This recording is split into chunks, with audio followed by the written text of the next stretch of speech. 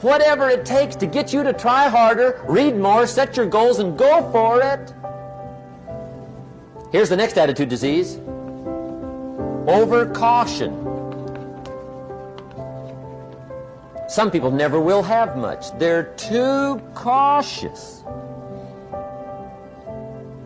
Now, you can also be too reckless, but you can also be too cautious. This is called the timid approach to life. And my caution was always the risk. Risk used to drive me right up the wall. I used to say, what if this happens? It's called the language of the poor. What if this happens? And on top of that, if this was to happen, look at the fix I'd be in. I better not try. I could always ace myself out. Then I'll tell you what changed my whole life when I finally discovered it's all risky. The minute you were born, it got risky. If you think trying is risky, wait till they hand you the bill for not trying.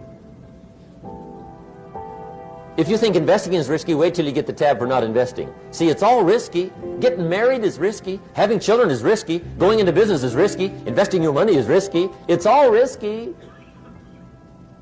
I'll tell you how risky life is. You're not going to get out alive. That's risky. The Englishman says, well, if that's the way it's going to work out, let's give it a go. Right, that's what it's for. Give it a go.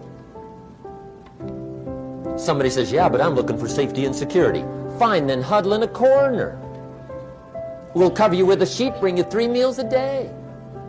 And we'll protect you, feed you, look after you, care for you. We won't let anything happen to you. And you'll probably live to be 100. The guy said, well, yeah, I'd live to be 100. But what a way to live. Right. What a way to live, safe and secure. Don't ask for security. Ask for adventure. Better to live 30 years full of adventure than 100 years safe in the corner. And see, it's not important how long you live. What's important is how you live.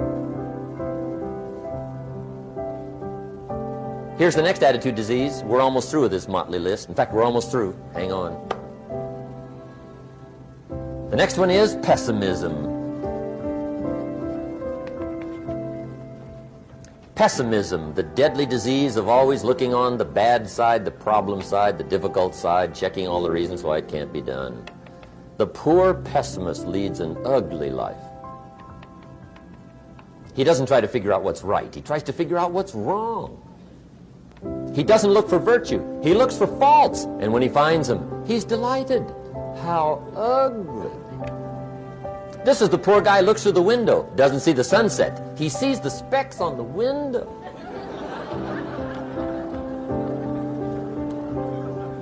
And this is the poor guy, right, who rushes up, takes such leave of his senses. This guy rushes up and he says, I've got 5 good reasons why it won't work. He's so dumb he doesn't know all he needs 1. He's got 5.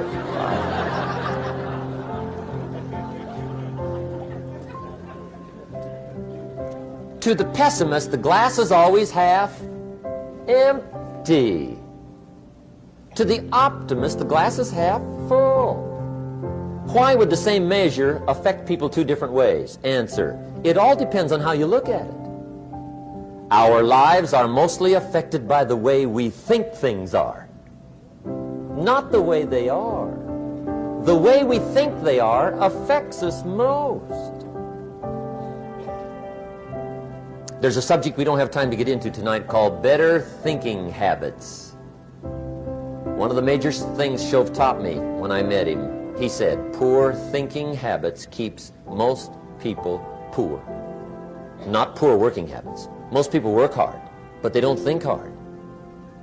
And Shove taught me that the mind is like a factory, a mental factory.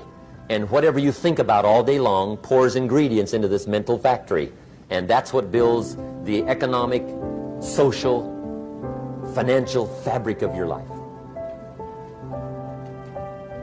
He quoted me a Bible phrase that says, as you think, so you become.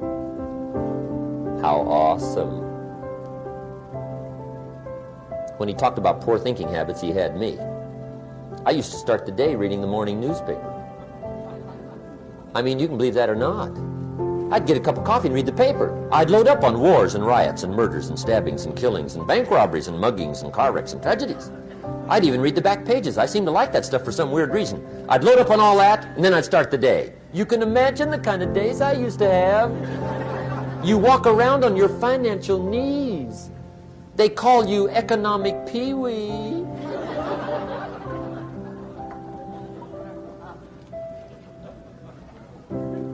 The guy says, I want to be a great leader.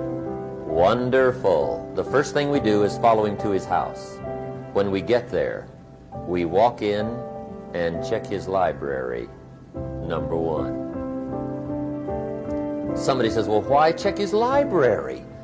The reason is because what a man reads pours massive ingredients into his mental factory, and the fabric of his life is built from those ingredients. You would not believe what some people have got in their house to read. You would not believe.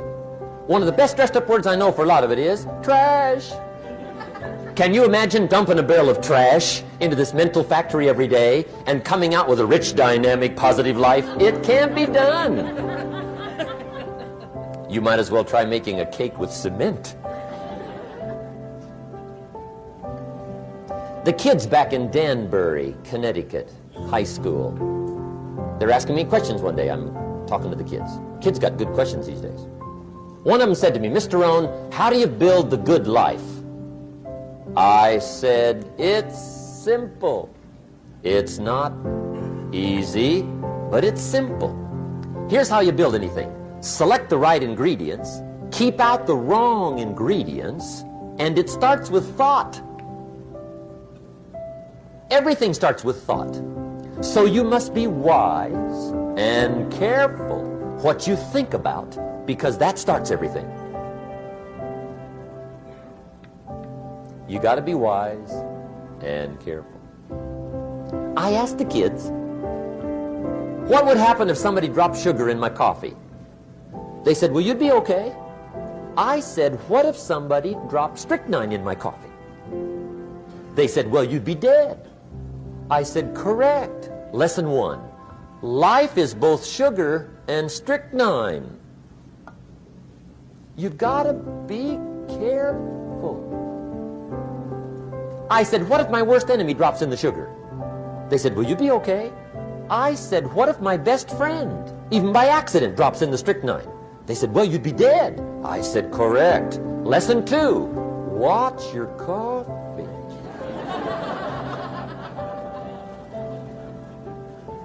You got to be careful. See, it doesn't matter who hands you the bad stuff. It doesn't matter where you get the bad stuff. It'll still do its damage on your bank account, wherever you get it. Mr. Schoaf gave me one of the greatest phrases when I first met him when he said, Jim, every day stand guard at the door of your mind. How important. Stand guard at the door of your mind.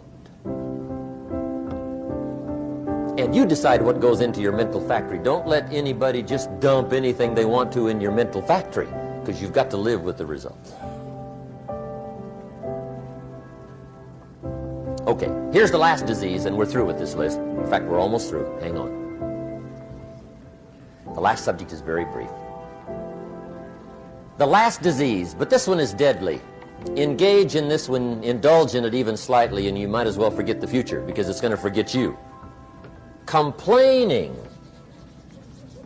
crying, whining, griping, a Bible word called murmuring. See, that'll ace your future. Spend 5 minutes complaining, and you have wasted 5. And you may have begun what's known as economic cancer of the bone. Surely they will soon haul you off into a financial desert and there let you choke on the dust of your own regret.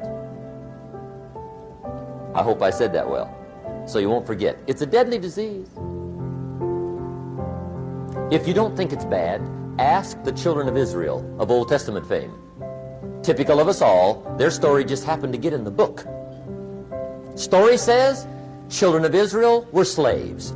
God performed a series of dazzling miracles and got them out. And now they're heading for the promised land. Remember the story? Heading for the promised land. Tragedy of the story, they never got there. Reason. From day one, they started to complain. They griped about the water. They griped about the weather. They whined and cried and griped about the food. They griped about the leadership. They whined and cried because it was too far, too cold, too hot, too difficult, too miserable. I mean, they whined and cried for years. Finally, God said, I've had it, trip canceled. Or something like that.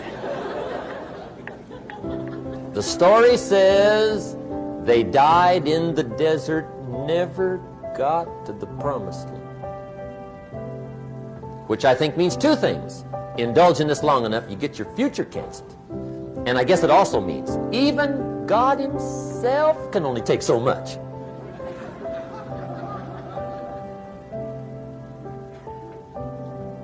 Okay. Just be on the lookout of the things that can destroy all the good you start. The war is on. And this evening, tomorrow, mentally, personally, socially, economically, you got to make sure you're winning the war. And this is part of it.